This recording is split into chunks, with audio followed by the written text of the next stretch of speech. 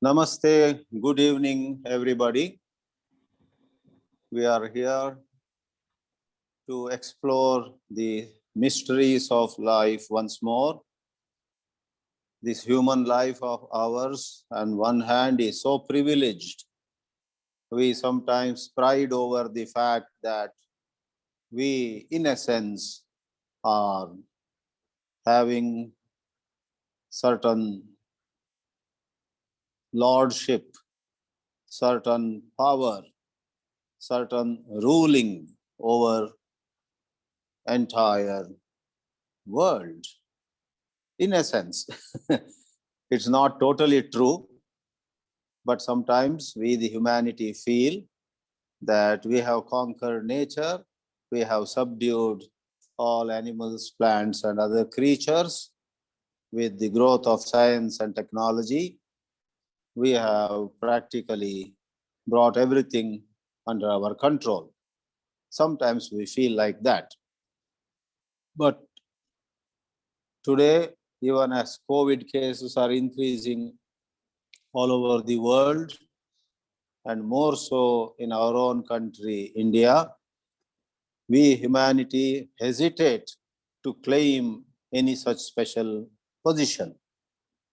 We are taught a hard lesson by Mother Nature, and we are now introspecting. Do we have any control at all over this world, over nature?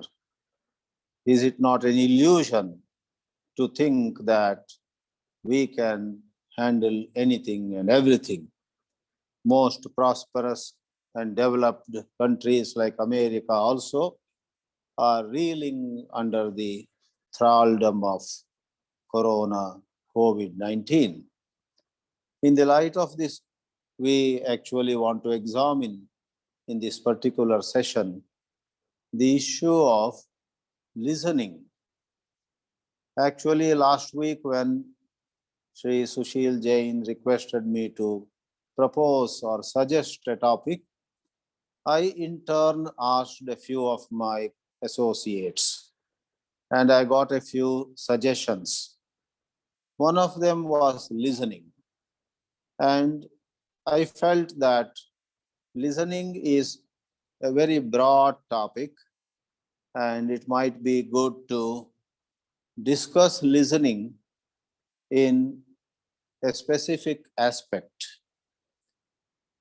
For the implications of listening in many other aspects can always be explored in subsequent sessions. Now, listening and fear thus is an inquiry into the nature of listening with special emphasis or special attention to fear. Let's look at fear a little bit, then get back to the main part of the subject, listening. Humanity, that is you and I, have always been in fear. Fear and desire are our constant companions. How do we say that? We are constantly living our life through the medium of our thoughts. Without thought, without the interference of thought, we in fact do not know what life is. For all our waking hours, thought keeps casting its shadow on every perception of ours.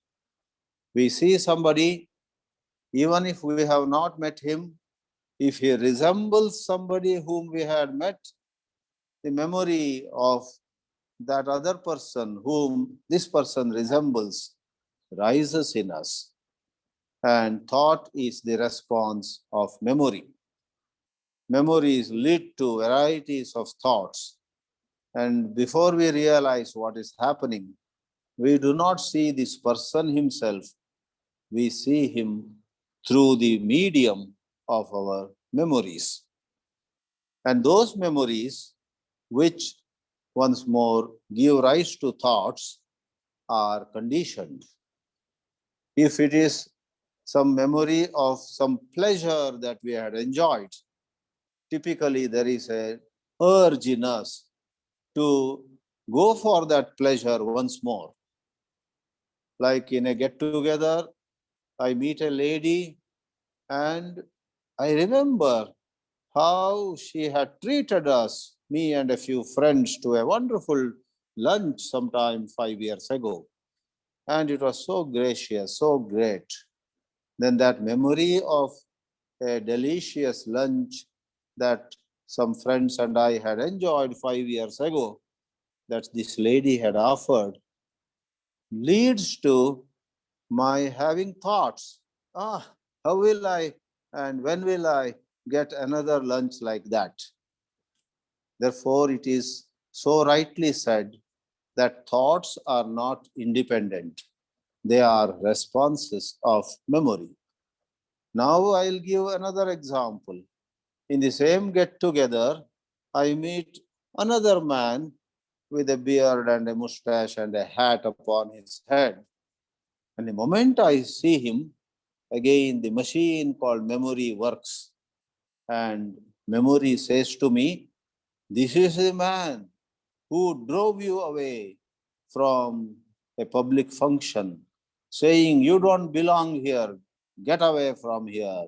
Oh, what harsh words he spoke. And this incident also could have happened 5 years ago. What happened 5 years ago, an unpleasant incident, left behind in me these unpleasant memories. And what is more, I could not come to terms with that episode and I could not digest that experience. And therefore, this memory has remained as a residue of pain. And let me now come to the central point. Memory of pain suffered expresses as fear. I see this man with a hat, with a mustache, with a beard, and I remember the rude and crude way in which he treated me. And as a result, I begin to fear that this guy, this pleasant evening at this nice get-together, will again jeopardize my peace of mind.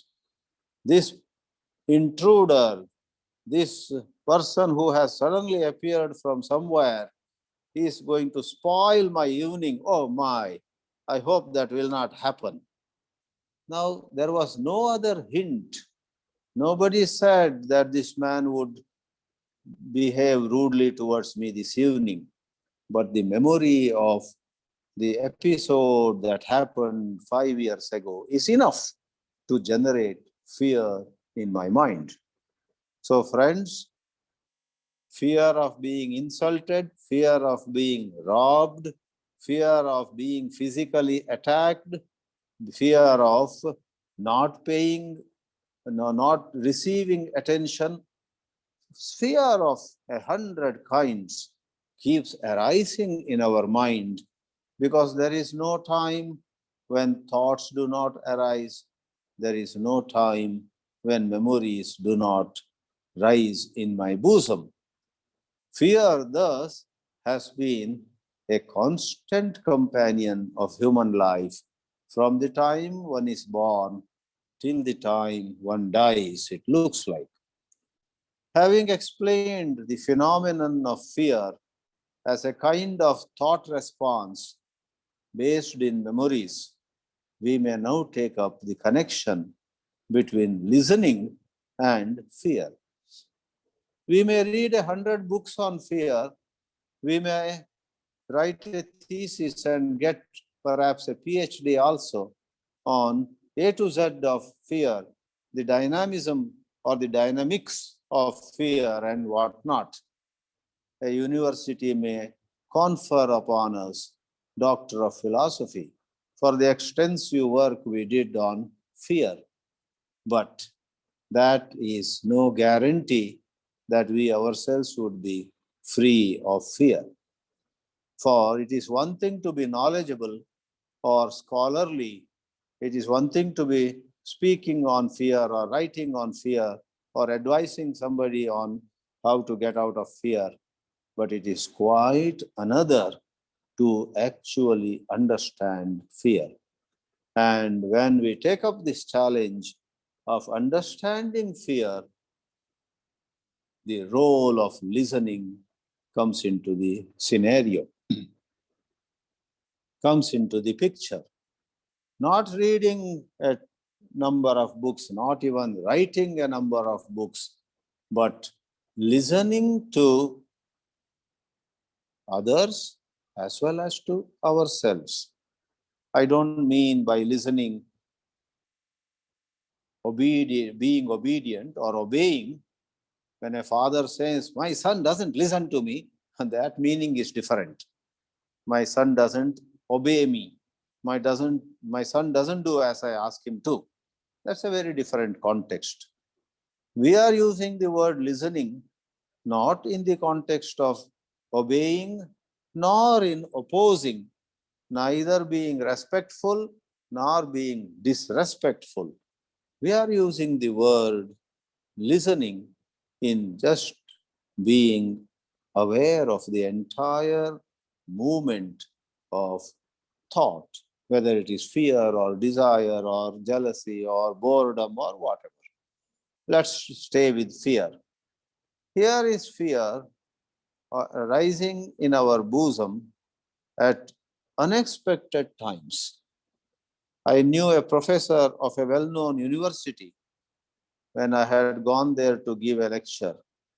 He said to me, every morning, in fact, a colleague of his and he, two of them, they both said to me, every morning when we get up, we are filled with fear. I said to them, what actually was or is your fear? They both said, as we get up in the morning, let's say 6 a.m., we get quite afraid and our heart starts beating fast. Why? We suddenly remember the number of things that need to be done, the number of projects where we are lagging behind, number of promises we made to people and not made any headway. And thinking of all of them, we feel afraid. Then I asked those two professors, then what happens? That is what, sir, that is the terrible, almost self-contradictory phenomenon that both of us have been experiencing, they said honestly. Of course, not in front of all, in the corridor over tea break. They both said to me that we get so afraid early morning, and by the time we, in our own separate homes, take a shower, have a cup of tea, get dressed up, and get ready to go to the department, somehow, after a bath and a hot cup of coffee and whatnot, we feel so refreshed and we completely forget all that needs to be done. And mechanically, we go about our days, hours. Mechanically, we go through the day as though we have nothing really to worry about and mess up another day. Very strange psychological behavior. The same people who were so afraid morning 6 o'clock are totally irresponsible by 8 a.m. By 10 a.m., they, rather than attending to pending work, take up all kinds of other things and go anywhere they want. Then at the end of the day, they are tired and they sleep. Early morning, again, in their case, it was early morning. They suddenly think of, oh, the Vice Chancellor had asked us to submit this by the 18th, and it's already the 8th. Oh, how will we do? Fear. So, friends, don't think that I am just extending everything, stretching everything. Professors who are guiding students in PhD, professors who fly from one country to another, giving discourses, lectures, giving talks at conferences and whatnot. Professors who have written voluminous books live in fear, live in anxiety. Now, you know what their problem is? It's not a problem of their lacking in academic intelligence. They can read more books, they can write more books, somehow they sit up late or they somehow manage to complete books and they impress authorities. They get invited to more conferences also, sometimes because of their being gifted with language and information. Here, self-inquiry comes into the picture. Information, knowledge, and good language, and good social skills, good connections, good relationships do not guarantee the subsiding of fear, because these learned people, these professorial people, these scholarly people are caught in their own trap. They are so mechanical. Fear is part of mechanical living. When there is alert living, fear actually cannot stand that flame of attention. So listening is a form of the flame of attention. What does listening do? What can listening do? Someone may ask. Friends, it is in listening that one sees something as it is. In pure listening, the adjective pure is in a way unwarranted. We actually mean pure listening when we use the word listening, but one time at least let me use. In true listening, in pure listening, in right listening, we hear just what is said without superimposing our own ideas upon it. So the professor listens to the vice chancellor, who says to the professor, "Can you take up this project also? I know you are already quite burdened, but I don't see anybody else competent enough. Please take this piece of work." Now, you know what? If the professor, who already is under stress, is not listening, you know what happens? The professor feels highly elated because the vice chancellor said, in this big university where there are 400 professors, I don't see anybody else who can do this job except you. That statement makes this professor go to cloud 9. When the self is gratified in such ways, when the prospect of honor, name, fame, etc. comes before one's eyes, there is no listening. There is no being with the fact. In contrast, if the professor whose case we are presenting listens to the vice chancellor and stays with fact, what is the fact here? Already I have received so much of work from this very vice chancellor and I haven't gone even halfway through it. And here is the VC asking me to take up yet another piece of work. This is the fact. The hours available with me, the days available with me, the months available with me are simply not enough to take one more project. Then one is not just imagining, one is staying with facts. Therefore, listening means staying with facts. Listening means seeing what actually is. Meanwhile, the professor's mind may have a certain desire. Whatever it is, I will work harder and I will finish the previous projects as well as this new project which the vice chancellor is offering to me. I can't say no. The professor, suppose, listens to that voice. He will or she will clearly see that this is the voice of the little self that is seeking gratification. I, me, and my are dancing now at the prospect of being honored with this offer of the project. This is not the voice of truth. This is the voice of the attention-seeking self. This is the voice of the ego.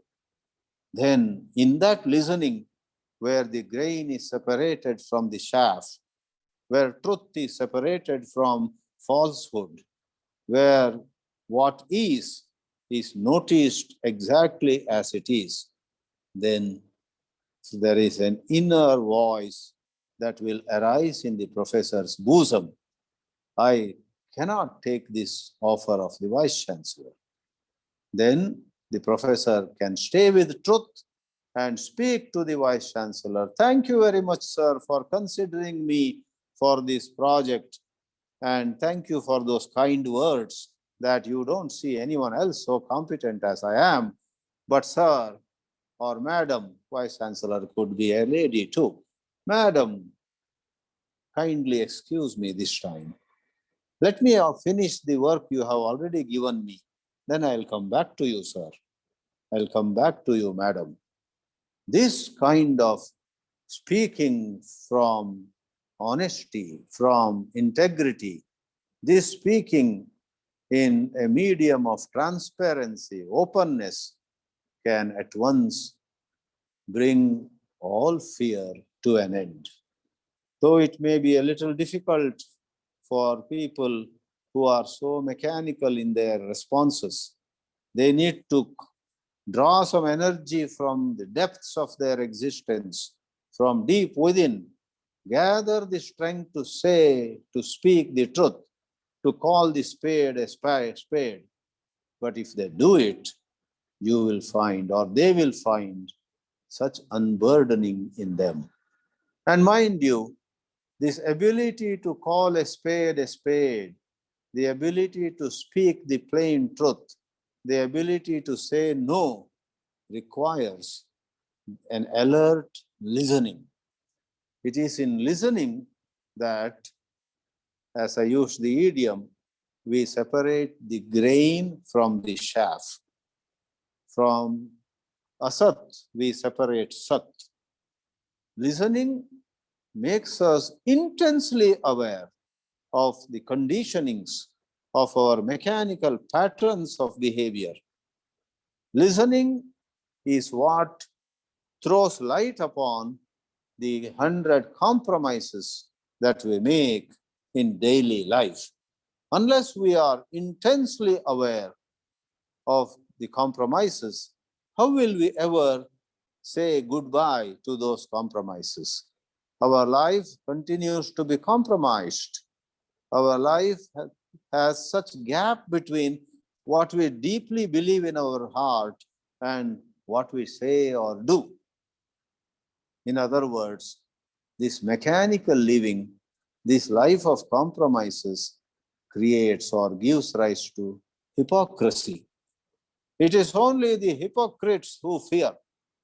Most people may not like to hear this statement, but where there is hypocrisy, there is a lot of fear.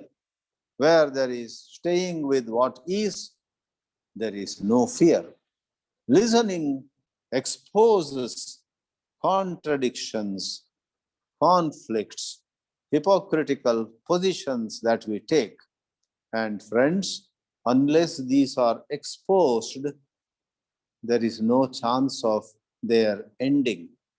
Reading a 500-page book on hypocrisy can leave somebody more hypocritical than before, for he will only have enough to quote from that book. And quoting from some mighty book, which could be the product or outcome of some research in Harvard or Cambridge, is not going to put an end to the hypocrisy of this scholar. A scholar or a rustic, a villager or a citizen of a big city like Delhi or Bombay, New York or Tokyo does not mean she or he is free of fear. Friends, listening is something where there is a direct observation, not in the light of what this book has said or what that speaker said, what this Guruji said or what that mullah or padri said, not the authority of a bishop or a cardinal, not the authority of a lama or a bhikkhu, but it is seeing directly. Hey, My thought here, my thinking here is flawed. There is a flaw, F-L-A-W. There's a flaw in my thinking. One realizes. How? Not in the light of some book, but one sees it. That is listening. When there is listening in this manner, one is straight away in touch with what is actually happening. Therefore, friends, all of you are aware, in the luminous literature of J. Krishnamurti, we have such objection to idealism. We have such objection to books, to authority, because all these authority, books, ideals, role models, wanting to be like him, wanting to speak like her, wanting to walk like that person, etc., all said and done, create a certain mechanicalness in us. Without understanding what we are, without understanding how we have been living at this moment, we get carried away by certain description of how she is behaving, how he took the award, and how she dealt with some poor people, how Mother Teresa picked up some orphans in her arms, how Baba Amte served lepers in some part of Maharashtra, how Nelson Mandela behaved. With due respect to all of them, we must question ourselves. Are these examples really giving us clarity about the flaws or the errors that we are committing? Or are they providing to us certain rosy model, which many times might not be factual, because any published book, any published biography, any published account of somebody in the East or in the West, in the down south, down under, or in the Japan or anywhere, anything published is very much edited, very much already, refined and changed. For that matter, any history of India, history of England, history of USA, none of them is the total truth. History is written by people who have their own vested interests, who have their own bias. There can be a Eurocentric history of India, where India is looked at from European eyes. And you had it. That is not the real India. Nor can be a true history of India if somebody begins to write with a preconceived agenda. I'm going to show India to be the greatest of all the countries. So that person has an agenda. And with that agenda, he starts writing the history of India. There is a problem there too. Now leave the history of India or United States. Come back to understanding yourself. In the light of this role model or that so-called ideal character or this person or that person, I'm afraid you will have a biased picture of yourself. You will not see yourself as you actually are. Now, listening is seeing yourself as you are. Seeing your thoughts as they actually are, their structure. Every thought has a structure. Every thought has certain conditioning. Every thought has some memory which is at work. And if one smells the odor of the thought, if one feels the taste of the thought, you call it whatever you weigh, whatever you wish. A thought has smell, a thought has flavor, a thought has its own sound. So it's like some Gulzar's poem. मैंने देखी है उन आँखों की खुशबू or something. So the fragrance in the eyes, I guess. So you wonder, Gulzar wrote that. How can there be a fragrance in the look of somebody? Fragrance is in a flower or in some, some Bikaner sweet you pick up. Oh, elaichi smell. But un aankhon ki, he says, isn't it? There is some line. But in that sense, we would venture to say that every thought has a fragrance. खुशबू हो या बदबू हो, जरूर हर एक विचार में, हर एक ख्याल में, हर एक सोच में अपना ही एक वासना, वो सुवासना हो या दुर्वासना हो, कुछ है, क्या उसको हम महसूस कर सकेंगे? Can we experience, can we smell it? Is this a conditioned thought, or is this a thought which is with fact, that is listening? And friends, there is no need for a very elaborate philosophy about this whole thing. Put all books of philosophy aside and look at the way thought operates. Smell its odor, and then you will find conditionings at one side, on one side, and the pure fact on the other. Presumptions, assumptions, or projections, some kind of fancy, all of them get noticed. And let me conclude saying, in noticing those conditionings, that means those conditionings lose their strength. As long as they were not noticed, they were strong and they were getting stronger. But when you notice them, they lose their strength. This is what noticing can do. This morning, there was a urologist from USA who asked me, what are you these days engaged with? I said, I keep studying, I keep thinking.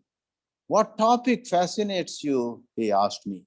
And I had not planned, but without planning, I said to the doctor over there, well, these days, I am quite intrigued by the question, what is the relationship between awareness and thought? Can awareness transform thought? Can awareness quieten the thought? Or can awareness look at thought and do nothing at all? Or will it be a case of nothing happening? You are aware and well, that's about it, nothing happened. Or does something happen? And if something happens, what is the science behind it? Why should thought change? Why should there be some transformation in thought just because there was some watching of it? This fascinates me, I said. And that guy got so excited. He went on and on. I had to then request him, dear, I have to go somewhere, do something. Can we continue our discussion on another day? So without continuing now also, thank you all, dear friends. I have thrown some thoughts, some ideas, something I shared with you. And I request Harshad Bhai to put in his reflections in front of us. Then we go further. Thank you again. Thank you very much, Chidananji. You put it in a very nice way. And I request Harshad sir to make a comment, and then we will go for a question answer session. Please Are go you ahead. able to hear my voice? Are Yeah, you Very able well, to hear? very well. Thank you. Very interesting talk with many good examples about how fear arises and about listening. And of course, it also involves everything, awareness, which is how we look, how we listen. And the first step is one must have the freedom to listen, because if our mind is thinking too much and while listening we are also judging, and then there is no listening. So in order to listen somebody or even one's own thinking, one needs a kind of freedom, a silence to listen. And that is why Krishna ji says freedom is at the beginning, how we do anything. And generally, most people have not observed their own thinking very clearly. So they get trapped into their own thoughts. And this thinking creates many problems like fear, desire, anger, jealousy, loneliness. All the source of all these problems is thinking. And when this thinking is observed very clearly through a dimension other than thinking, that is, it is called awareness. When awareness is able to see thinking, it sees very clearly what thinking is doing. And so the problems do not multiply. So as anger is arising, if somebody says something unpleasant to me and anger arising, at that time I need to be looking at this anger arising. If I am not able to look at while it is happening, then that will overtake, it will do damage to my body, my mind, and the anger will continue for a long, long time. So we do a lot of damage to our own body because we have not seen clearly how these problems are arising in relationship. About the examples given about the professor in the university, I too have uh, some experiences with the professor with whom I did PhD in America, and he was very, very well known with many books and articles, very ambitious and working very, very hard day and night. And then one day his wife and child left him because he had no time for the family. And so then this professor woke up and he became very sad and he wanted to go back to his country and give up all this work which he was doing in science, and he wanted to do social work. But again, even if a person does social work without clear understanding of oneself, without freedom from the self, then whatever we do, whether it is social work or environmental work, it will create problems in relationship.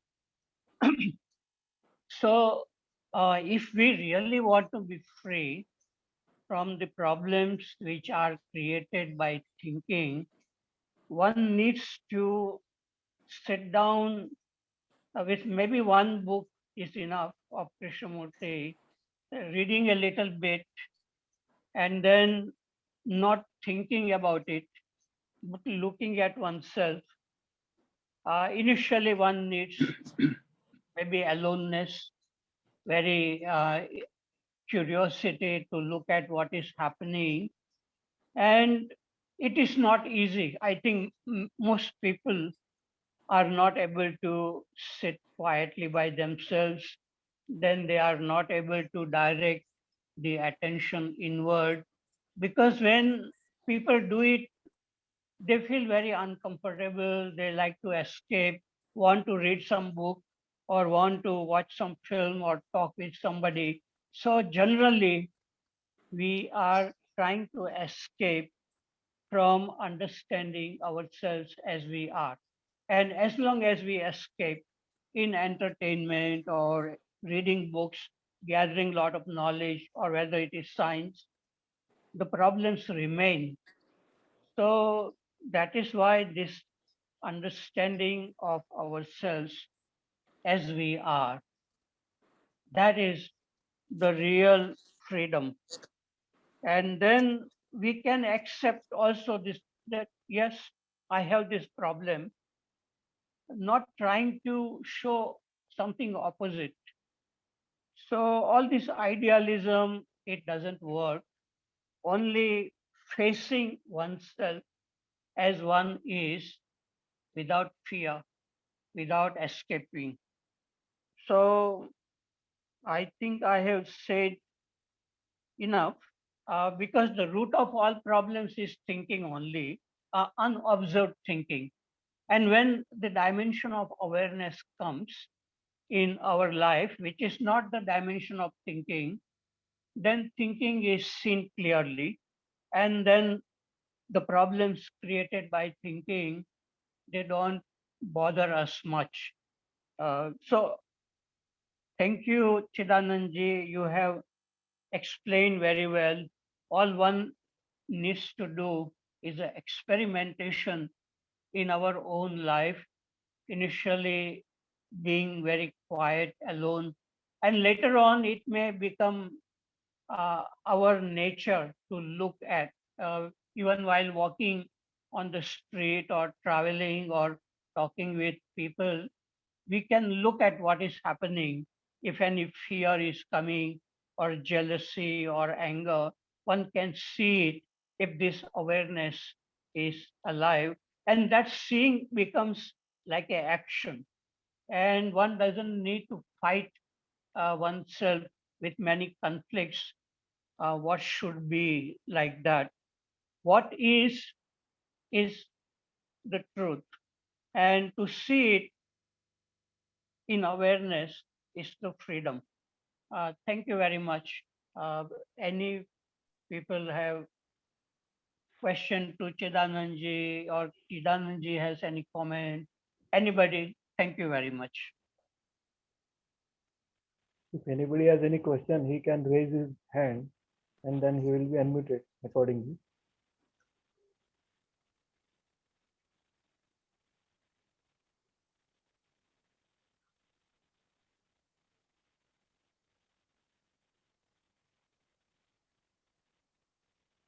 So may I say something? Yes, sir. Yes.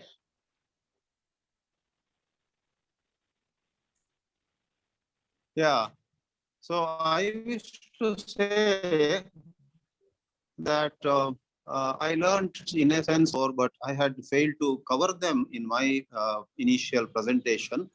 And I wish to say that those 2 points which Harshadji made are very valuable to me. Number one, he mentioned that the seeing has to have freedom. One has to begin with freedom, not hope for freedom at the end of some process, etc. And secondly, in a very beautiful way, he said, and I personally value it a lot. He said a little reading of some Krishnamurti's book, that much was very fine. But what he said next was very interesting. And after that, not think about what Krishnamurti wrote, but one must look at oneself. One must look at one's own thoughts. One must look at one's own way of living. That was very fascinating. Read a book and don't start working on what was written there. The book is to help you look at your life properly. So this begin with freedom and look at way your thought is moving, rather than have some idea of something will happen tomorrow morning or let me make a summary of what Krishnamurti said in those 10 pages. Those intellectual exercises cannot take us far, or perhaps they cannot take us anywhere, I guess. So I appreciate Harshadji making those 2 points, which I had not touched at all, and they did not occur to me as I was talking. Thanks again. Bye.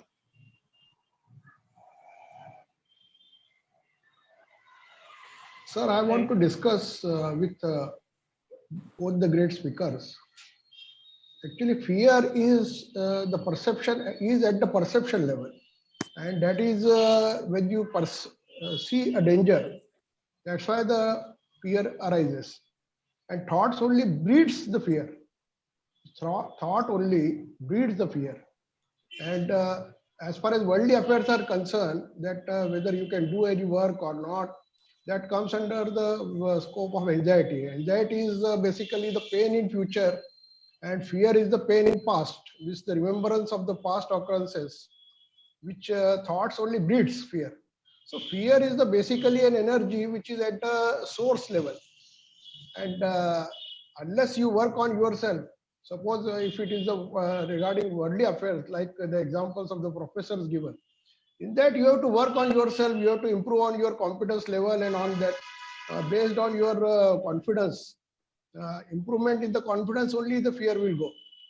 Only awareness cannot help you there. That's what I feel. Only seeing what is or what the fact is may not be able to help you unless you work on yourself, and what the self knowledge or self knowing, which Krishnamurti said. So unless that is done, the anxiety will not be reduced. That's what I feel. And at the similarly at the this, if we consider the this fear, on fear also, it's a fear per se is an energy, and whether it is related or it is assigned or it is associated with anything, unless you work with that, understand that, it will not be reduced. Say in our tradition, what we say, if you are having a fear, particular person is having a particular fear, he was to just to combat it, or just to what we can say, handle it. He has been told to go for the Hanuman Chalisa reading or some other this thing, so that that energy of bravado may help him a little bit just to combat the fear energy. So I think we should also see in this light. What you have to say, sir?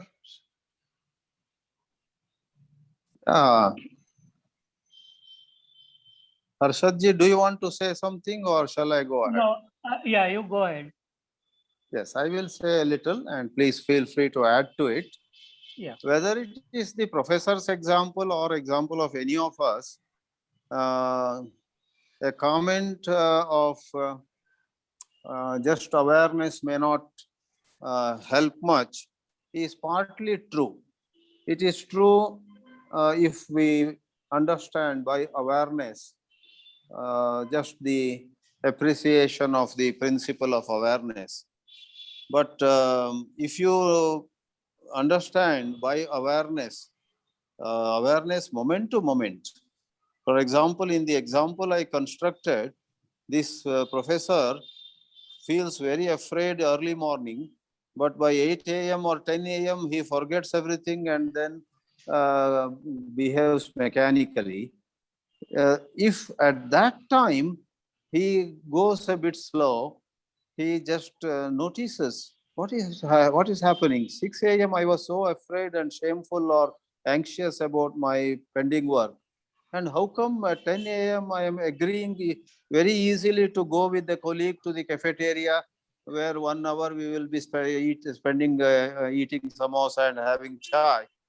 You know, what is happening? He just says, and then draws a certain energy from within himself and says to a colleague who is inviting him to the cafeteria, sorry, I am not coming, and just watches his thought, that there is an urge in him to go to cafeteria, have fun, eat samosa, drink chai. He notices. Then this professor, out of that self-awareness, out of that noticing, can easily see that I have become so mechanical and I have become a slave to the pleasure of samosa and chai and some socializing and some cracking jokes and talking on politicians in the cafeteria.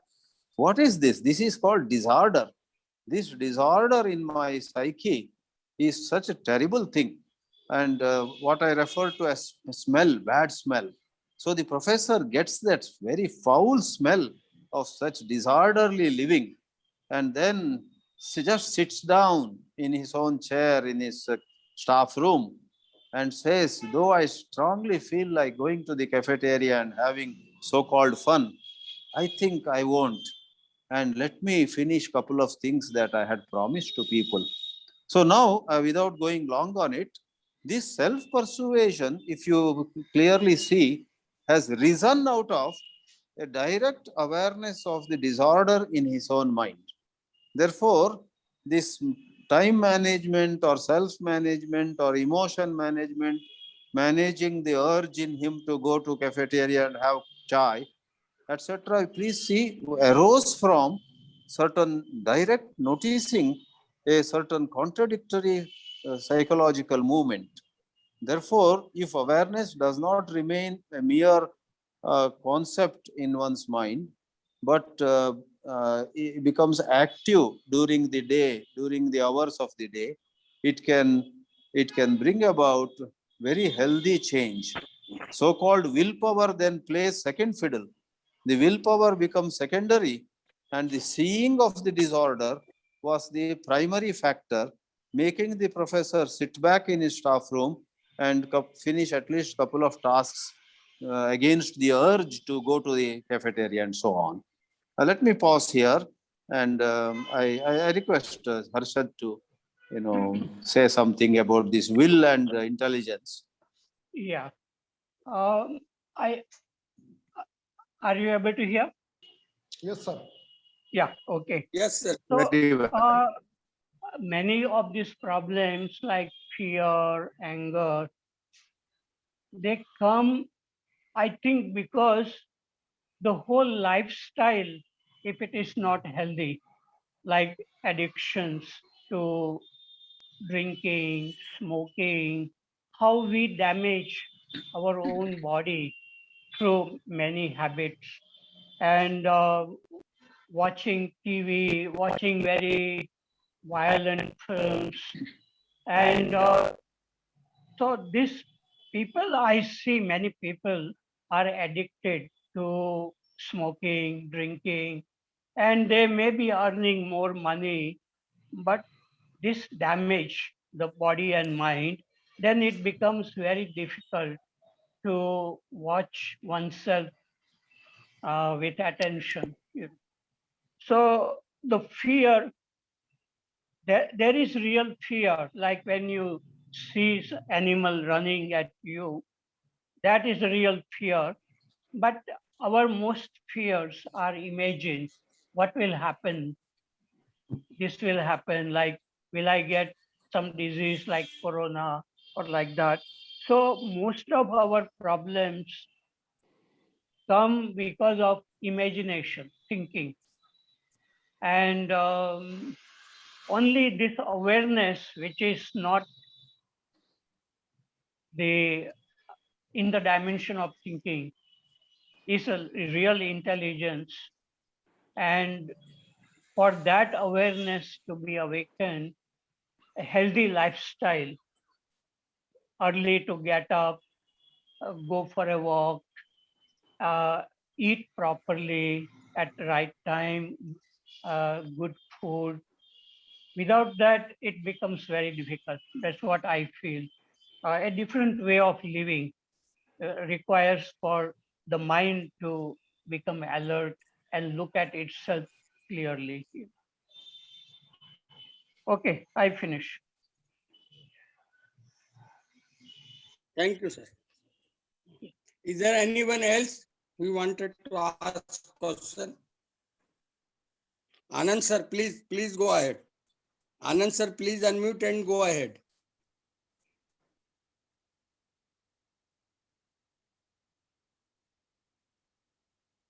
Yes, sir. I mean, this is my observation, sir.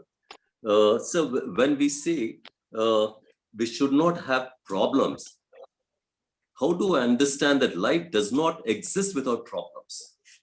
K has not said that. I think I'm making a huge mistake when I say there should not be any problems. That is one. And then I talk about freedom. What do I mean by freedom, sir? Okay. I mean, most of us, we just talk, because somebody else has said, freedom is, again, it means total harmony, in which responsibility is as natural as the flower. I'm quoting Krishnamurti here, sir. Responsibility is as natural as the flower in the field. The response is not induced or imposed. It is natural outcome of freedom. Without responsibility, there is no freedom. So how do I understand responsibility? Responsibility also means your ability to respond. Responsibility also means affection and care, love and compassion.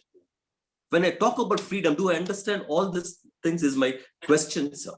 Even when I talk about silence, sir, I mean, how do I understand the word silence? The moment I say I should be silent, again, I'm lost.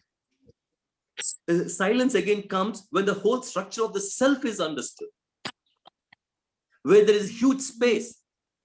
Right now, there is no space in my mind or in my brain. Silence, it is not that I want to sit in a corner and, be silent for 1 hour. It is not that, I just go out into a park and watch, all the lovely things and I say, I have no problems. Can I understand? These are the questions, sir. Again, when I talk about, you would see the Indian sadhus, the sannyasis. When I'm talking about smoking, these are the people, you go to Banaras, you find any number of people, sadhus, sannyasis smoking all this ganjas.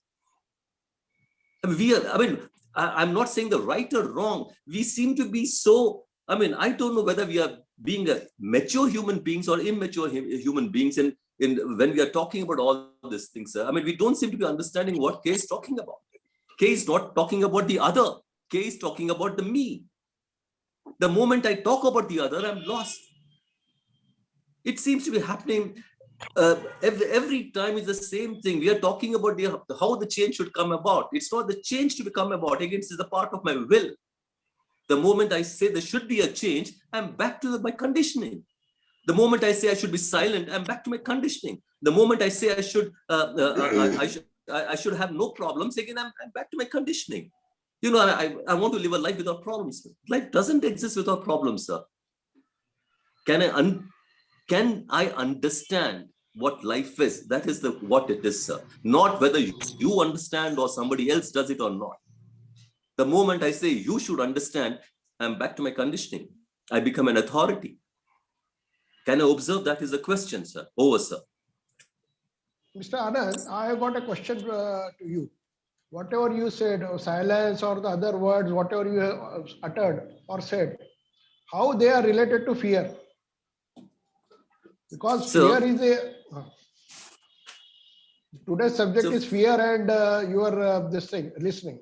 How these all things are related to fear? So fear is one of the most natural things in all living beings. Can I understand? That is the question. First, there's no creature on this planet or in the universe without fear. I'm making a big statement. In the universe, I'm saying there's life out there. Fear. We are all driven by fear. Can I understand? That is the question. So how to reduce it? It is nothing to release, sir. The moment I say release, I'm back to my conditioning. No, again, when I talk about to releasing I'm not saying fear, released. I'm not saying get rid of fear. Wagmare, please listen me.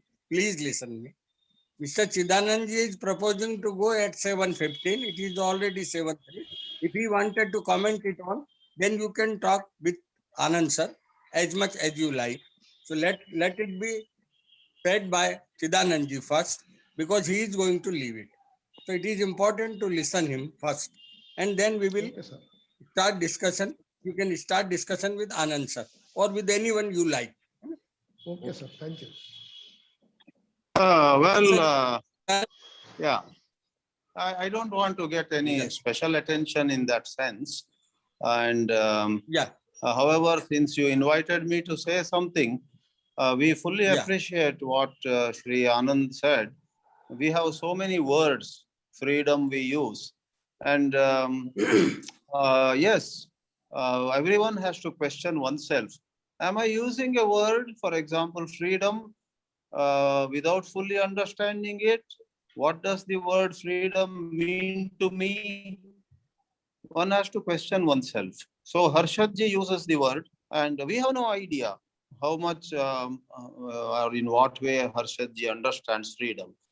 But we have no right or business to object to anybody for using a certain word. And these are very powerful words, definitely. But it's quite possible, I do concede, I do admit that one of us, some of us could be using some big words without fully grasping the true meaning of them. But I would conclude my comment saying this word could make a beginning in an inquiry. And am I free? What does it mean to say I am free? In this way, one inquires. and sometimes it clicks, sometimes it may not click, one may not find an answer. But definitely, I do agree that words and words do not take us anywhere. But one among many may grasp this correct meaning of a word in which some mystics like Krishnaji himself had used them, and I have reason to believe that can be very beneficial. Thank you. So one statement, sir. Harsha Parikh sir, would you please say something? Yes, yes. Yeah. What I mean, freedom at the beginning, it means that initially, when a person really wants to look at himself very, very clearly, then that person has to be alone in a very peaceful environment and then direct the attention inward, and that requires a kind of a attentive silence to look at oneself. That's why it is a freedom at the beginning, and if it is not there, then whatever is seen, it will not be clear. So this I am speaking from my own experience of how I learned from Krishna ji by looking, not thinking about what he was saying, but looking directly. And that is a very shortcut, I think. Not like many people are writing PhD thesis.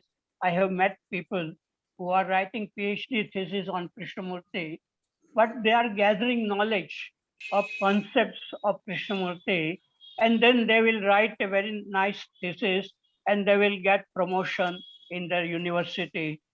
But I did not study like a scholar, not gathering knowledge from Krishnamurti, but looking at myself, because if there are some problems, I want to look at it.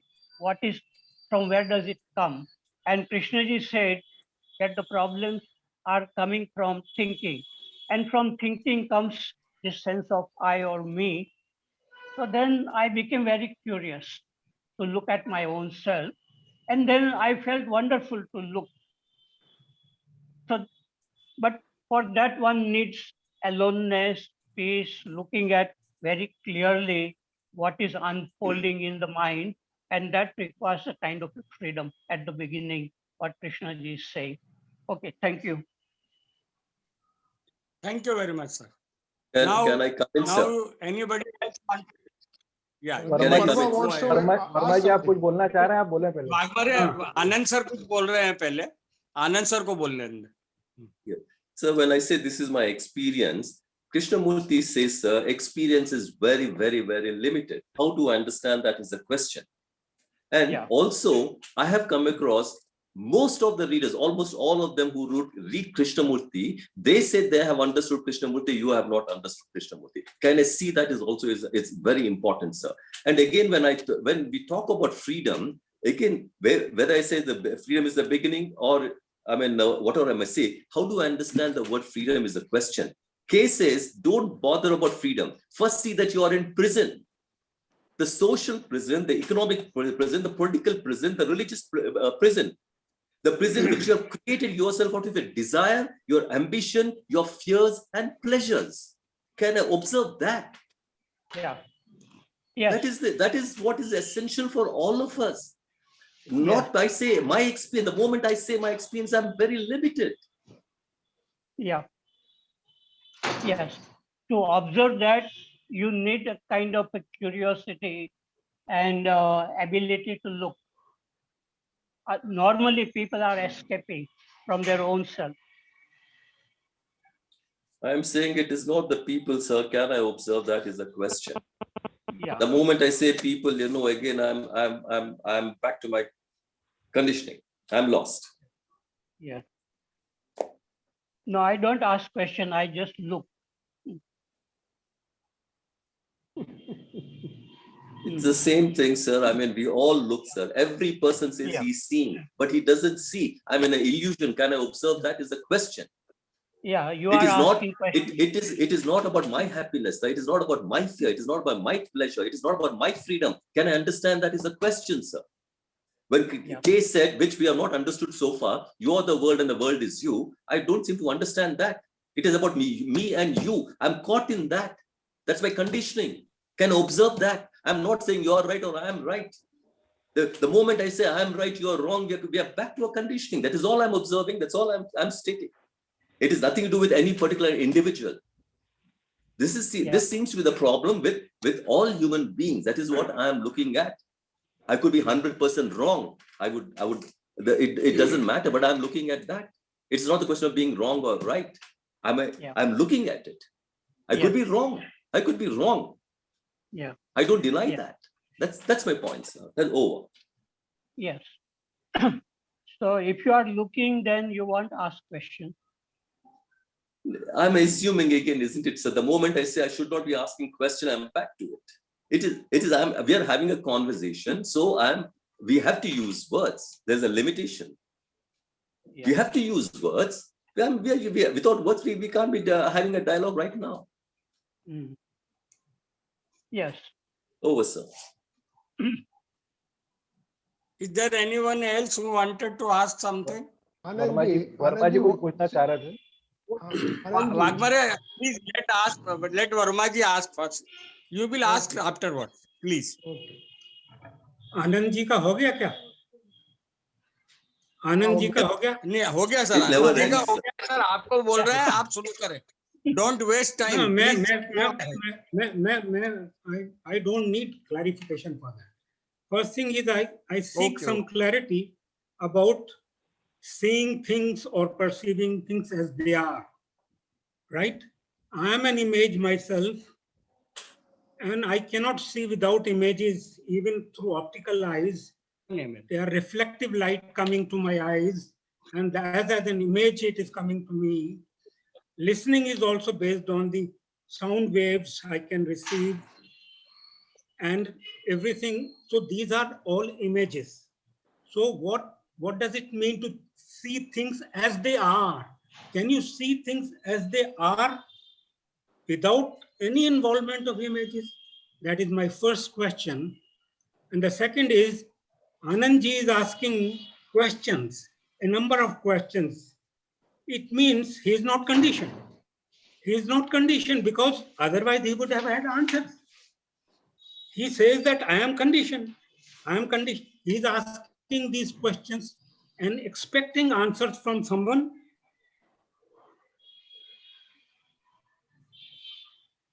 Yeah. It is over, sir. Is it over, It is- sir? Yes. It is. Anand sir, do you want to reply him? Yes, sir. See, I mean, that is my interpretation. Without interpreting, I cannot listen. Can I observe that is a question? Kay has said the moment you look for an answer, you are back to your conditioning. So all the time, the human being, we want a resolution to the a problem. He says that is a challenge. One has to look at, I'm not looking for an answer because answers are not out there, sir. None of you all have got the answer. What Kay says is I have the answer with me, not with anybody else. Please, we have to understand that not only me, you all have to also have to understand. It is not outside it. It is in you. It is in the question what I put, the answer is there, not outside of it. That is very essential to understand. And again, 99% of the people of our actions are again based on a belief or an idea or a concept. That's what Kay says. Kay says, do you understand every action of yours? 99.9% of our actions are an approximation of a belief, an idea, a concept, an image. So somebody says, I have understood, whereas Kay is saying 99.9%. Kay also said, nobody close to his associates or the general public have understood what the teachings are. The moment I say I understand, I'm only questioning that. When I say I understand, I need to look at it. That's all I'm saying. Over, sir. So when you Parik are sir, Yeah. Parik Yeah. sir, would you May please I- answer this and then Verma ji will tell something. Yes, He yes. wanted. I would say Krishnaji also says that there is no authority in this field of psychology, philosophy, religion. So one has to find out for oneself. And only somebody else cannot understand you well. Only you can understand if your mind is very quiet and you are looking not in order to find out, but looking just out of curiosity. So there is no authority here. Krishnamurti can say about experience, experiencing, and one can repeat what Krishnaji has said, but that doesn't mean much. One has to speak from one's own observation, how one lives. So that is all. Varmaji, would you please say something? Anand ji said, Ah. what does he mean by conditioning? I come back to conditioning. I come back to my conditioning. I ask 10 questions, come back to this conditioning. So again, Is it not you want to answers? Is it not answers? No, sir, we get back to a condition. No, it is not an answer or a question, sir. That is the fact. That's the What truth. is conditioning, sir? What is conditioning? That is my truth, sir, that I'm a conditioned human being. What condition per That se is- has no that- meaning. That is the truth. That See, is the fact. I see it. I'm conditioned. Conditioning per se has no meaning. Sir, you can say that. When you again say that conditioning, can I see that is my own biases and likes and dislikes, my prejudices, my Maybe, conclusions, maybe. all that my measurement is all my That I conditioning. can never With- question.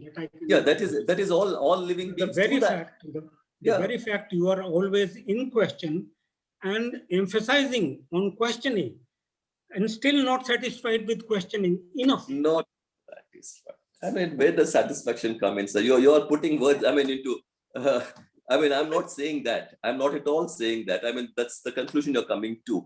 I mean, we are having a dialogue here. When somebody is talking about freedom, freedom is in the beginning. I'm also questioning what does it mean? When I say there are no problems, I say life does not exist without problems. When we're talking about silence, I'm saying silence, not that what the silence of what I want that. Silence is there when there is an understanding of the self. This is all case. I'm repeating case words. It is not mine. It is not mine. I'm repeating case words. At least he has said, sometimes it may help you in repetition. Most of the time he says you don't have to repeat, but then I don't understand. I'm telling you very clearly, to understand is very profound. When I say I understand, the me is not there. And every second I'm protecting the me. That's the dichotomy. That's a tragedy. And we say, we so easily say, I want to throw it off. Even now, when you're having a discussion, the me is so strong. The person may say, I know what case I'm talking about. Yes, sir. Anandji, you tell me Go ahead, one sir. thing. When you know that you are conditioned, you know that this is dichotomy. You know that life is like this. The moment you see this, and if you are aware, and if you are looking as Arshadji is saying, the moment you are aware of this, are you not free? Unless your intentions are, you are having vested interest or you are having some desires. But if you are just looking without any choice, choicelessly, are you not free from that? So that is again, I'm getting caught in a big illusion when I say I'm free. At least K also has mentioned, at least intellectually, can you Don't understand? refer to K, sir. Don't make him authority. What Yeah, is it is- happening with me, only you, I can know, or what is happening with you, you can know. So What we is are, about you? yes, sir. I mean, we are K readers. So we come here to have a dialogue about, on what K is talking about. Okay. If you're going to talk about you and me and all, we are back to the same thing as any other person does. It's the same thing. I mean, here we are trying to look at a person who had some insight. So when I'm talking about K, I don't find anything wrong in it. If you say This that is I have conditioning, sir. understood, This is conditioning. This is conditioning. true, sir, the conditioning is me. Yeah, that is it. Absolutely, you're right. I don't disagree with you at all. No. When we say, I was always evaluating that whether or comparing whether it is right or wrong. I mean, again, that time-space frame, and I don't know what I have not understood what looking is. What Arshadji is saying. Sir, I did not say right and wrong, sir. That's the conclusion you are coming to. I'm questioning. I'm questioning when someone says there are no problems. I said life does not exist with problems, sir. Is there anything wrong in that? Are you saying, are you trying to say you can throw out problems? You can live without Sir, problems? sir, here Sir, question sir, is not sir, of sir. right or wrong. Here Sir, is the question sir, is if- of Sir, you looking. all are saying that, sir. I'm questioning that. When somebody says no problems, I'm questioning, is it so? Sir, if I'm life, putting a life is question. not problem, then what you are questioning basically? Sir, life does not exist with problem. I mean, that is also all the great people have said that, including K. Sir, are you listening to my question? If life is What not is a your problem, question, sir? then Tell me, sir. what you are questioning? No, when someone Have you says, you know, have you understood my question, basic question? come again, sir, He come is again. saying, Mr. Modak is saying, if Ah. there is no problem, Sir, what is the questioning? Sushil What Janji, he do is not saying is do not simple. interpret. Okay, Let him- go ahead, go ahead. Tell me again, what's your question, sir? Sir, if you are saying life is not a problem, then why Life is, you I are have not questioning? said, sir, did I say life is not a problem? He is saying there is no life without problem. That is what he is saying. Ah, life doesn't exist without problem, I'm saying, sir. Sir, then what questioning can do? What questioning? No, sir, you know, if you're going to say, you know, you can get rid of the problems, I'm questioning that, sir. That's my Sir, point. I am asking only one thing. Yes, sir. What questioning can do, basically? Sir, according to if sir, you talk, yeah. sir, according to Sir, me, life in is our what it Hinduism is. itself is the only I is the religion only on this. problem. Life That is is what true. it is. I is Yeah. the only problem, sir. Absolutely, absolutely, Ah. absolutely. So when if one is clearly sees it, as Arshad ji is saying, if he is able to look at it, Sir, you then I cannot look think at it. there is a scope for freedom. Sir, when you say I is a problem, I've already come to a conclusion. I cannot look at it. There's no inquiry. Over. Varikh sir, would you Yes. conclude now? Would Yeah. you conclude now? Yes. Because it is leading to nowhere. It is leading to nowhere. Yeah. I think in this kind of inquiry, one has to go very slowly. What is happening with our dialogue, it is becoming more like an argument. So when there is an argument, we are defending our position and not really listening. And the whole this talk is about listening to ourselves, how we speak. Are we speaking too fast? Are we reacting very, very quickly when somebody says? And if we are reacting very quickly, it means that we have some knowledge. And from that, we are really not listening.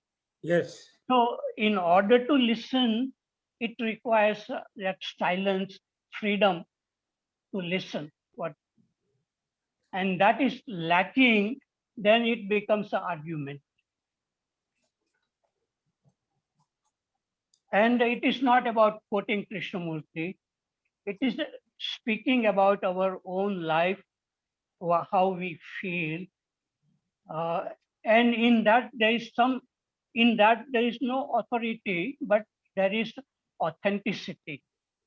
And any person who may be saying something quite different than Krishnamurti, such a person can be also authentic, because there is no authority that this is the way in this field.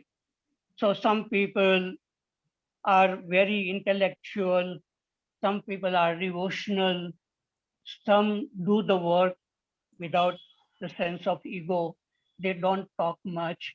So there are many different ways where people can find happiness or some peace, a good relationship with people, like that.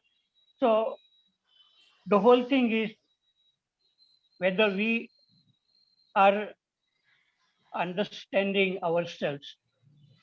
Other people may not understand. If those people, they have their own problem, then they cannot understand.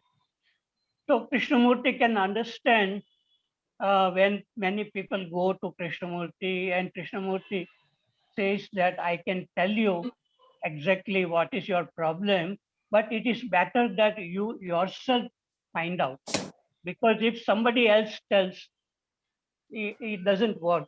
One has to find out for oneself. Okay, I finished.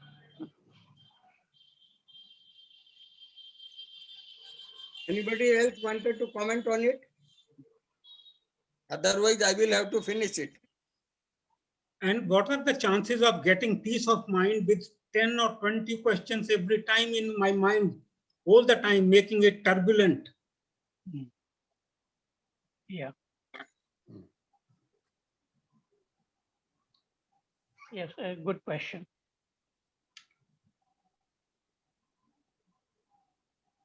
Who wanted to reply this? That is the nature of mind. That's what I think. Mind will always be in movement. Anand Ramgaur sir, Anand sir wanted to reply this. Let him reply. Please go ahead, Anand sir.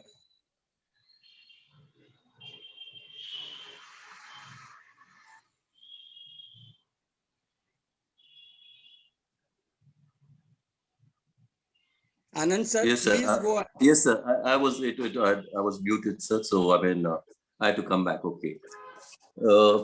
So again, sir. I mean, people can come to conclusions. People may say that person is being violent and things like that. The moment I say, can I see where it is coming from? Then even when I'm talking about freedom is at the beginning, is it my experience? I'm quoting someone else. So again, Hinduism is the only religion on this planet, sir, which says question. Even the God comes in front of you, says question. And we are here, we don't want to question. Look at again the problems when I say that, sir. The violence is, there are people being silent, being very mild, meaning that they are more violent than other people. I've seen a Swamiji, when the mic failed, the moment he looked at the lady who was supposed to arrange that, there was so much anger in him.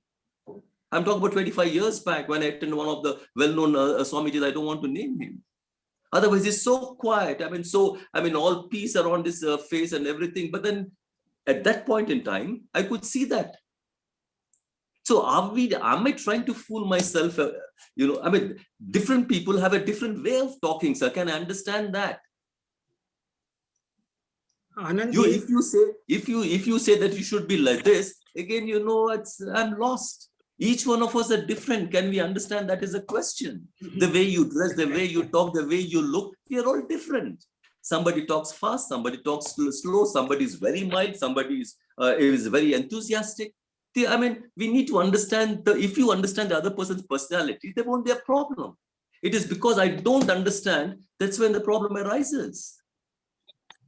One has to be passionate for all these things. It is not that, I say I understand. It's very easy to say I understand. Yes, what K is saying is the truth, and I start following. He said, don't do that. We are not case followers. We are just case readers. He is the only person who said to remain with what is. We move away from all the time. That's what I observe. Every great leader on the planet has said, you have to become something. Whether it's a Lord Rama, Krishna, whoever it is, he said, you must become something. Here is the lead person who said, you remain with what is. In remaining with what is, there is understanding. No, that it can be questioned. We have to question it also. We have to look into it. We have to question it. I can't just accept it. Then what is real question, sir? So it is your question. The real question is yours, not mine. My question cannot be yours. Right. You will have to put that question, sir.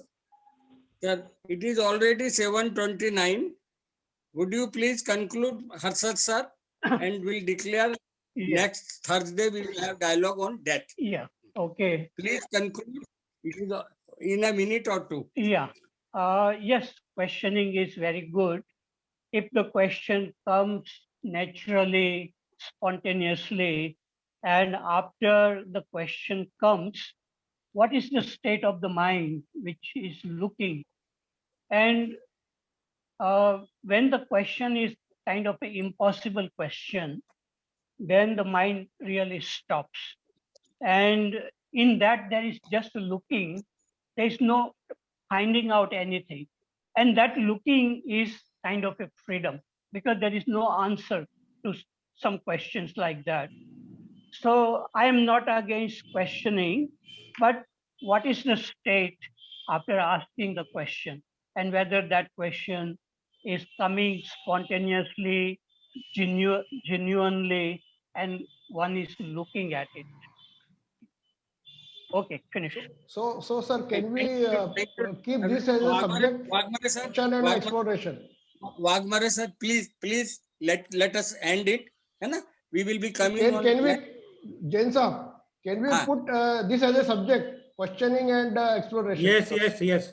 Exploration. No, that's not possible. We have already decided, and Chidananji has left. We have decided that by Mr. Gokte, and he said that it is okay.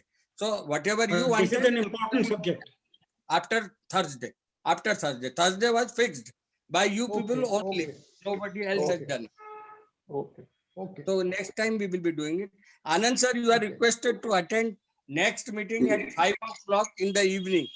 Please, Right, please. sir. Okay. Harshat On sir, please Sunday? do it. On Please Sunday? do it. On Sunday Right. at 5 Right. o'clock. 5 Sure. बजे शाम 5 बजे शाम को ये 5 6 बजे। बजे हो रही है इससे 1 घंटे पहले सबको आना है ना क्योंकि संडे को ये आउटसाइडर स्पीकर है तो अपन Right. अक्सर संख्या में रहेंगे तो मुझे अच्छा लगेगा मेरे Sure. लगने की बात कर रहा हूँ कोई क्वेश्चन न कोई आंसर है ना everybody Thank you, sir. Thank you. Thank you, Sir, everybody. thank you all. Thank you. Thank you, sir. Thank you. Thank you. I wanted to say one thing more but not with outsiders only indoor people will remain then I will say it. So please this is an internal talk with indoor people only. So Right. Sir. Anand Thank you. and Harsha sir Yeah. can leave the Yeah. meeting. Thank you, sir. Okay. Thank you, sir. Thank you very much. Okay. We are eagerly waiting to both of you to attend the meeting. Thank you. Sunday. Okay. Sir, Dixit sir has given 1200 rupees. Verma sir has given 1200 rupees. Gokta sir has given 1000 rupees and no other one has given any money to me. So please consider this and I am not mentioning the names but only 3 persons has given me money. So please do the needful और शाम 5 बजे आना है कमलेश जी है ना और कोई interpretation नहीं है 5 बजे मतलब साढ़े अपने को 5-10 मिनट पहले आना है उसके है ना क्योंकि अपने को 5 बजे का क्या प्रोग्राम रहेगा ना तो थोड़ा अपने को समझना पड़ेगा क्योंकि स्पीकर भी बाहर के हैं और आपने देखा ही है कि अक्सर वो 10 मिनट पहले आ जाते हैं ज्यादातर है ना तो अपने को वो करना पड़ेगा उसको और बाकी सब ये 10, 12, 14 जितने भी लोग हैं सबको आना है और आपने किसी और को भी बुलाना चाहे तो मेरा रिक्वेस्ट है कि आपको बोलना चाहिए जैसे मैं बोलता हूँ आपको वैसे आप और किसी को जो बोलना कांटेक्ट में उनको तो भेजते हैं मुखरी वाले जो वगैरह वो आते नहीं है किसी वजह से नहीं आते बाकी ज्यादा लोग कोई कांटेक्ट बात में नहीं नहीं है सर अब अच्छा, जैसे मैं तरुण जैन और माहेश्वरी जी हाँ, दोनों बहुत इनके बड़े क्या स्थिति है सर? महेश्वरी जी की क्या स्थिति है? कुछ आइडिया आपको? हाँ बिल्कुल सर मेरी बात होती है अभी आज ही हुई थी उनका क्या है कि उनकी वाइफ को तो कोरोना है और उनको फीवर आ रहा है बहुत ज्यादा वो आंखें खोलते हैं और बंद करते हैं मतलब फोन पे भी बात जवाब नहीं दे पा रहे हैं अच्छे से और उनकी लड़की ने उनको बोला था कि एक ही डॉक्टर को दिखाते हैं गुप्ता जी को वीपी गुप्ता कोई है वहां पर उनको तो उनकी लड़की बोली थी कि यार कोई और बड़े डॉक्टर को दिखा दो तो रवि जोशी को उन्होंने दिखाया है Ravi Joshi suppose one good doctor in corona तो रवि जोशी को बताया पर उसने ये बोला कि जो वीपी गुप्ता दवाइयां दे रहा है वो बढ़िया है कोई दिक्कत नहीं उसके साथ ही चलना पड़ेगा तो तीनों को वही दवाई लेनी है और तरुण जैन के यहाँ भी उनकी लड़की को कोरोना है तो वो भी थोड़ी परेशानी झेल रहे हैं इसलिए वो दोनों नहीं अटेंड कर पा रहे हैं जो आप सब लोगों से और जिम्मेदारी बढ़ जाती है उन दोनों को भी अपने को देखना है ना तो सब जने बराबर से वो करेंगे और कोई फाल्स आई नहीं है मैं ऑनेस्टली आप लोगों से पैसे मांगता हूँ और ऑनेस्टली एक्सपेक्ट आपकी ये मुस्कुराहट बहुत प्यारी है पैसे के साथ और समझ में आएगी मुस्कुराहट हमारी भी अच्छी है आपकी भी अच्छी है ऐसी मुस्कुराहट बनी रहे और क्या वो बनी आप भी जानते हो कि बनी रहेगी अपने में जो कनेक्शन है जो कनेक्टेडनेस है वो मैंने को कभी नहीं लगाया कि कनेक्टेडनेस नहीं कनेक्टेडनेस तो है अपने में डेफिनेटली जब तो जेसी कौन है सर है जेसी मैंने पूछा था मेरे उम्मीद छाबड़ा साहब की वाइफ हो सकती है क्योंकि छाबड़ा साहब की वाइफ भी कभी फोन पे बताती नहीं है ऐसा वो जर्मन है ना और दूसरा भी कोई हो सकता है क्योंकि चिदानंद जी के साथ कम से कम 4 या 5 लेडीज आती हैं 4 या 5 एक माथुर साहब भी जब जुड़ते हैं जब जेसी के नाम से जुड़ते हैं कई बार माथुर हाँ साहब हाँ अपने। बराबर। आज वो इस सीएम बार माथुर सीएम के नाम से जुड़े। हाँ, नहीं, आज सीएम माथुर के नाम से भी देखिए, जुड़े, जेसी के नाम से भी ज्यादा दो सही नामों कह से हाँ, जुड़ते हैं। उनका एक में माइक्रोफोन काम करता है, हाँ, एक में वो देखते हैं, मतलब मोडक ऐसा कुछ ज्यादा हुआ सही होगा। है, मोडक ज्यादा सही है। तो मालूम नहीं पड़ता बाद में जब बोलते हैं वो, तो फिर वो दूसरे से बात करते हैं, ऐसा कुछ हाँ होता है। हाँ अच्छा, बिल्कुल सही कह रहे देखते हो। हैं उनको। हाँ वो बराबर है। ठीक है। लेकिन अब देखो, अभी अपनी बात देखो मूडी से भी हो चुकी है। मतलब अगर आप लोग देखेंगे तो आगे बहुत अच्छे लेक्चर होने वाले हैं। मूडी से भी बात हो गई, जिनने पहले अपनी किताबें बताई थी ना, जो पहले एम्प्लॉय हैं वहाँ के ओआई के, है ना, उनका दूसरा लेक्चर अपन रखवा रहे हैं, है ना। और अपनी जैसे हेवियर से भी बात हो चुकी है। अभी तो ये जो मैडम बात करेंगी वो फ्रांस की है। अभी अपन और कोशिश में लगे हैं, जितने अच्छे से अच्छे अपन करवा पाएंगे वो कोशिश में लगे हैं। मैं उस तरह से अपन तो प्रयास कर मैं रहे हैं। भी मिसेज से परमिशन लेके कुछ 500-600 रुपए का बजट अलॉट करवा लूं क्या? सर आपको 1200 रुपए देने हैं सर। गोप्ते साहब ने 1000 रुपए दिए हैं, 200 रुपए उनसे तुम्हारा मांगे गए हैं। वो मेरे 400-500 रुपए की व्यवस्था 600 रुपए की कोशिश करते हैं यार करने की, जैसा। अब आप जैसे रिटायर्ड हो गए हो, तो अब तो आपको 1200 एक मुश्त तो देना चाहिए सर। अब तो सारे के अरे सारे उल्टा बंद हो गया, उल्टा हो गया। अब इनकम नहीं, बंद हो गई ना। नहीं आप भी अच्छे से जानते हो कि कोई बंद नहीं होती है, चालू रहेगी। और परमात्मा आपको 1200 रुपए देते ही 12,000 रुपए का फायदा कराएगा, ये गारंटी है। अगर नहीं हो तो वापस आ परमात्मा जाना। बात की बात है, जैन साहब करा रहे हो तो वो बात करें यार। जैन साहब भी करा रहे हैं जो करा रहे हैं। ये लेक्चर जो है वो जैन साहब पूरी कोशिश करके कराते हैं, पूरे दिल से कराते हैं। और आज अच्छा, मेरे को अच्छा लगा, आनंद सर ने भी जो वो क्वेश्चन उठाते हैं, वो कोई ऐसी बात नहीं कहते जितना अपन चिढ़ते हैं उनसे, उतने चिढ़ने की बात नहीं है नहीं सर। नहीं, चिढ़ते वो कहाँ है यार, whatever आपको he गलत said- फहमी है अरे सर। उनसे चिढ़ते आप नहीं है आप सर, कैसे सोचते हो कि हम चिढ़ते हैं? आपको गलत फहमी कि उनसे हम नहीं, चिढ़ते हैं सर। हाँ, हम तो हम तो संवाद कर चिढ़ते रहे नहीं हैं। उनसे, हम तो चाहते हैं कि वो क्वेश्चन पूछे, पर वो बहुत मतलब थोड़ा सा शॉर्ट कर लें उसको, लंबा खींचने के नहीं तो बजाय। अपन समझने की नहीं, कोशिश वो कर रहे हैं कि अच्छा वो रहे, क्या कहना कोई चाह रहे प्रॉब्लम नहीं हैं। है, वो अच्छा नहीं ऐसा कंटेंट है देखो, सर। अगर आप चिढ़ते नहीं होते मोडक हाँ, साहब, तो उनके मैं भी डायलॉग में उनको जाने वही की कह कोशिश रहा था करते जो हैं। आप कह रहे थे कि अगर प्रॉब्लम नहीं है तो क्या क्वेश्चन है। अगर अरे प्रॉब्लम जैसे तुमने बोला, मैं वो उनको भी क्या बोला, रहता है कि तो आपने जो कहा देखो इंटरप्रिटेशन की देखो जैन जरूरत साहब, नहीं। जो बात सुनो, पहले बात सुनो पहले मोडक। जब मैंने बोला तो तुमने कहा वो इंटरप्रिटेशन की जरूरत नहीं है। तो बताओ मैं कौन सी नई बात कह रहा था जो तुम कह रहे थे